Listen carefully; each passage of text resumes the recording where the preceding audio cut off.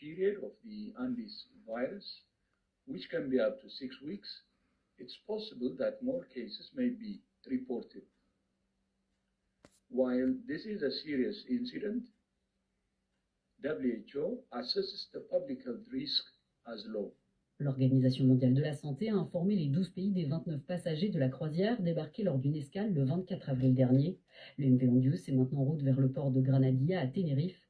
Il est attendu samedi, une situation inédite, inquiétude chez les agents portuaires. Les travailleurs sont très inquiets car ils n'ont reçu aucune information. On ne leur a rien dit sur les mesures de sécurité, ni s'ils devront porter des masques et des équipements de protection. Le bateau n'accostera pas, il se contentera de jeter l'ancre au large du port, un soulagement pour les autorités locales. L'évacuation se fera à l'aide d'un bateau ou d'une navette qui pourrait aller les chercher, les transporter et les conduire à l'aéroport. Les passagers ne quitteront en aucun cas le navire avant que l'avion ne soit arrivé à l'aéroport. Cette opération sera effectuée en prenant toutes les précautions. Les 149 personnes à bord seront renvoyées dans leurs pays respectifs. Le navire reprendra sa route vers les Pays-Bas. Alors comment ce hantavirus est-il arrivé sur le bateau de croisière? Remontons un peu la ligne du temps. Avec vous, Joanne Montet, bonsoir.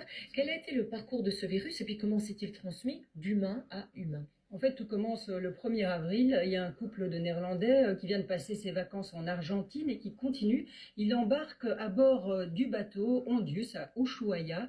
Et puis, le monsieur tombe malade. Il décède sur le bateau le 6 avril. Le Ondius continue alors sa route maritime vers l'île de Sainte-Hélène. Et c'est alors que le 24 avril, l'épouse de ce monsieur débarque à Sainte-Hélène, avec d'ailleurs le cercueil de son mari. Elle est malade, elle embarque brièvement à bord d'un vol KLM, mais elle est refusée étant donné son état qui s'aggrave.